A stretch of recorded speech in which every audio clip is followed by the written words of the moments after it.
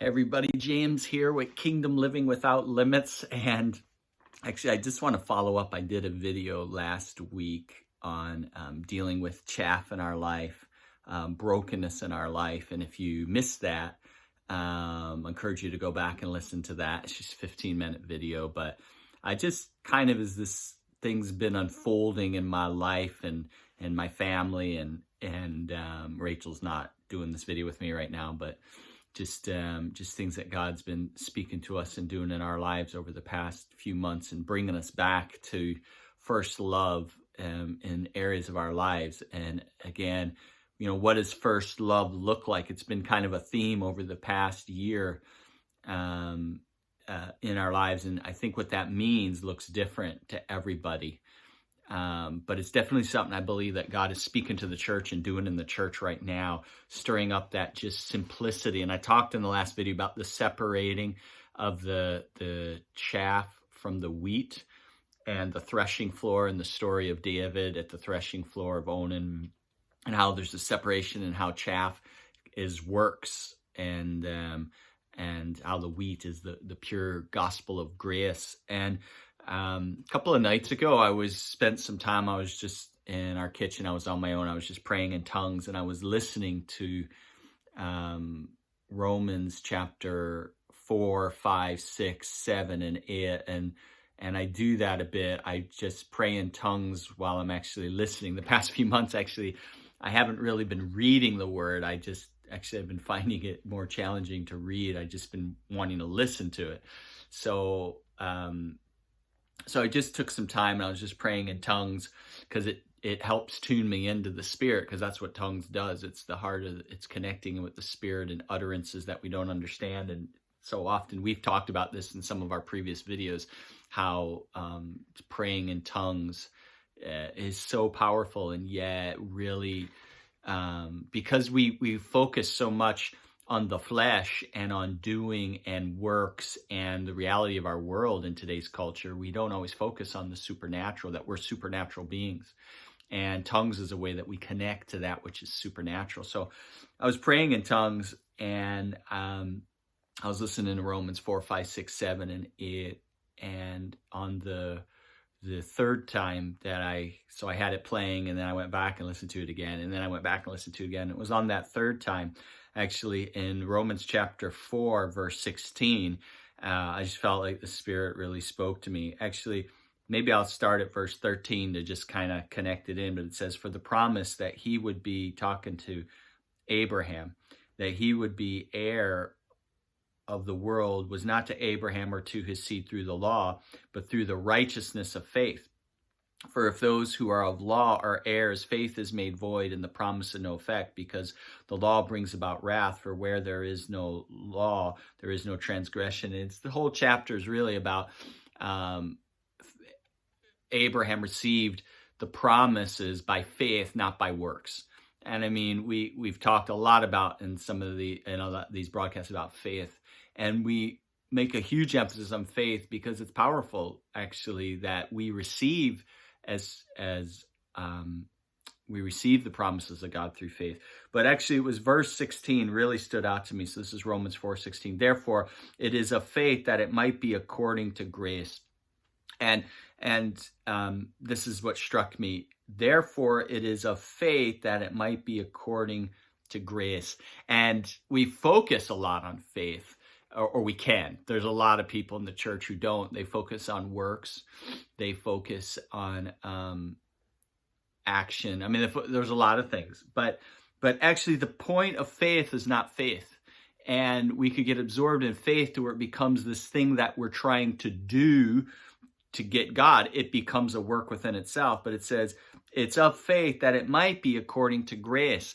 The whole point of what faith is receiving. If you tie that into Hebrews chapter 3 and 4, it's about, like, I'm receiving a gift. It's coming to me. And that's not doing nothing. But at the same time, we can easily switch over to works, where our faith becomes about, well, I'm doing this to build faith, I'm doing this to release faith and all that. But the whole point of faith is so that it might be according to grace. Grace is something that you and I couldn't do. Whether it's salvation, whether it's forgiveness of sins, healing, finances, just the things that we need in this life, or that we need spiritually, emotionally, mentally, that we're trying to connect to. We can get caught up in faith, but actually it's not about faith. It's actually about grace.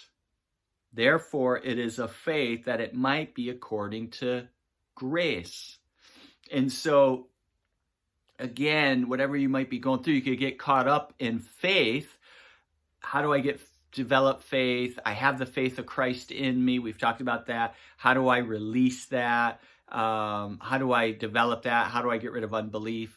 All good things. But if your premise is the faith, it doesn't work. The premise is the grace. It's the love. It's we could not rescue ourselves, so Jesus did it for us. We could not heal ourselves, so Jesus does it for us. We could not guide or set our lives in a right direction to make right choices, so he becomes our wisdom in our life. As we seek first the kingdom of God and his righteousness, then all these things will be added to you. Lean not on your own understanding. All these things, like people talk about even getting wisdom and all these things, like as if it's collecting good information and studying. There are people who said education, people need to be educated and to be successful. Yeah, there's some truth in that, but actually the understanding is not the education of the mind.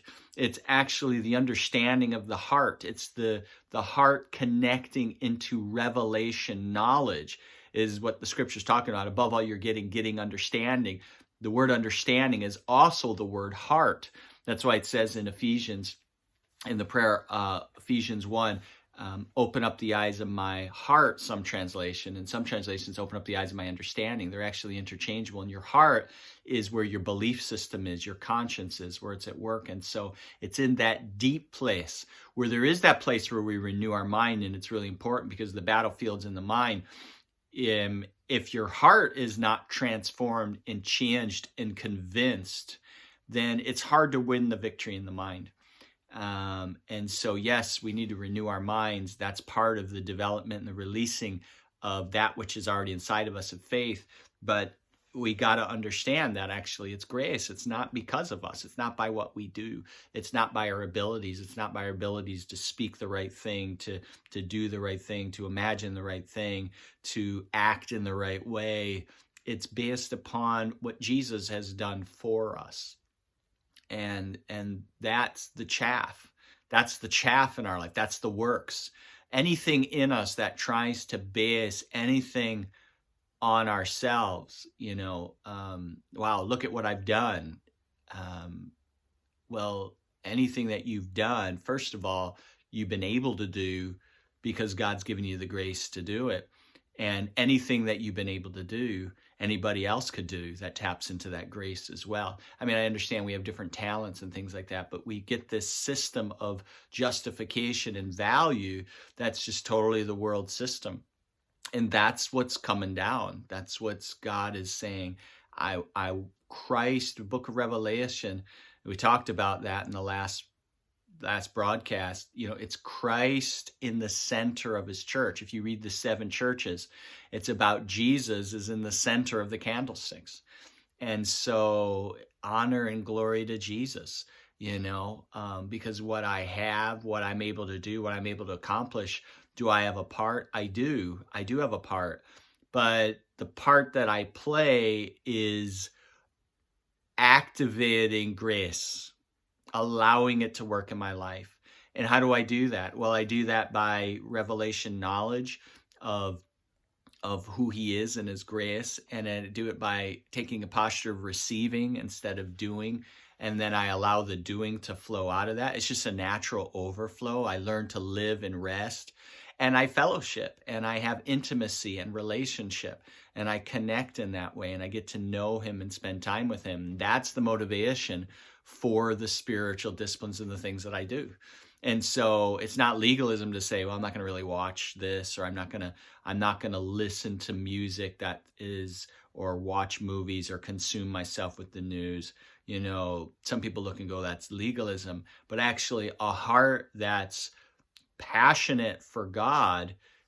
There is a religion that is self, beating your body into submission, but a heart that denies itself certain things because it's so in love. There are things that, I give you an example. I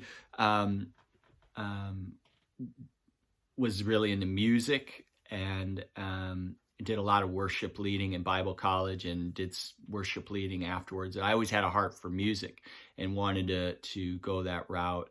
And God kind of led me in some different directions. And I still enjoy leading worship. And when we were pastoring church and stuff, I did some worship leading and things like that, and helped develop some worship leaders. But I predominantly didn't develop my music. I gave it up. And the reason is because between the ministry that God's called us to and my family. So I wanted to be the guy that tucked in my kids at night. Most nights I tried to only do 1 or 2 meetings a week with church, even though I was leading it. Occasionally there'd be 3, but I made a commitment that I would only be out 1 or 2 nights a week. So my relationship with my wife and my children was my most important priority. I remember when we built church building, and we got our own building, and there was question of like, well, I set up office, and we tried to do some office hours just to, if people wanted to come in, but I never really liked the idea of personally of working in an office. That was just me. I'm not saying this is for everybody else, but I didn't like the idea of working in an office because I found it distracting from doing things that I needed to do. So we tried one day a week or something where I'd do a half day, but nobody really came anyway. So, but I made a decision I work at home. I was, number one, I felt I could be more effective, but number two, then I was able to eat my dinners with my family. I was able to be available. My wife we were homeschooling, and I was able to dabble in and out and help because I was home, because we were 30 minutes away from the church. And, but I still, I still was faithful in the ministry, and we were able to see the church really grow and stuff like that. The reason why I'm saying that is because I was busy. I wasn't like being inactive. We were seeing incredible growth. We planted a second congregation, or a second church plant. We went to 2 services, things like that, to just say like things were growing. It wasn't like it was just me sitting around at home doing nothing, but I made a decision to be at home because of the amount of busyness that was involved in the ministry. And so I would go visit people usually in afternoons, and I would do work at home. But I would, if my kids needed me or needed help with something, and then I said we'd eat a meal together, we'd eat our lunch together. And so I made that decision. Well, there were some people that didn't really like that. They were like, well, you should be in your office, and we have an office for you. And but what I realized? I realized that that I thought, I'm not doing my work. I'm being effective at it as well. But there are just people that this is the way it goes, and this is what you do. And I had this revelation that in 5 years, a lot of these people might not even be in my life anymore. These people who are saying this, maybe in a year, maybe in a few months, maybe they'd be so mad they'd leave. But my family was going to be in my life for forever. And so I refused. So like the same with the meetings, and making the commitment to only go into a meeting once or twice a week on evenings, occasionally 3 times. And we had special conferences or special business meetings coming up. But I made those decisions because I realized my family's in my life for forever, and these other people who are complaining or whatever, they'll be gone, and they won't think twice about contacting me or, oh, I heard, how can I help your family? They didn't care.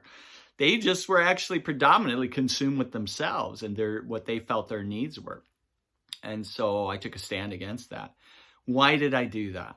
All this story to say, why did I do that? Because I love my family. Why do we make decisions why do I make decisions to watch little, careful what I listen to, try to spend less time doing tons of socializing, or though I do, we do. I love my family and we do things and I do have friends. But why do I make some of those decisions at times? Because I want to love God and know God more. And if I was just doing those to be religious, it won't work. And I would be extremely unhappy.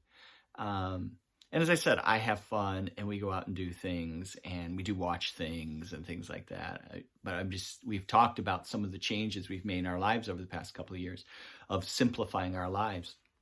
And so I suppose I'm saying because it's by grace. It's that wanting to comprehend that revelation of what grace looks like. Legalism is not being, well, I'm just going to go be carnal. Because it's just what I do is I do it out of the overflow of my heart and love with God. And what I'm encouraging you to do is in your personal walk with God. What does it look like? What does grace look like in you? Maybe you are bound up and you're doing a lot of stuff religiously and you need to stop right now and go back, and instead of trying to get through your one-year Bible reading plan, maybe you need to get one verse and you just need to sit in his presence and say, would you speak to me about this one verse? Because I'm reading a lot and none of it makes any sense to me. Maybe you need to just shut off your worship music and just sit quietly and just be with God for a little bit. There's things that we do to keep it fresh. And so that's what this little video here is, just kind of continuing chaff and wheat. What does it look like? Well, even faith. Why faith? Faith is just the avenue. It just basically, you can read that and say, I'm receiving grace. If faith is a stumbling block for you, then just say, I'm receiving grace. You don't have to say, I've got faith so that I can receive the grace, or faith is the bridge. Just say, I receive grace. I'm receiving his love right now. I'm receiving his forgiveness. When you say that, that is what faith is. And so maybe you need to relook at what your faith is or what it looks like, and just be quiet and just say, I put my hands out. I'm receiving right now your heart for me. I'm receiving forgiveness right now. I'm receiving that I am righteous. I am receiving that I am healthy and whole. I'm receiving your care for me. I'm receiving, maybe you need to take some time and put yourself in that posture of I'm receiving. So just want to encourage you in that.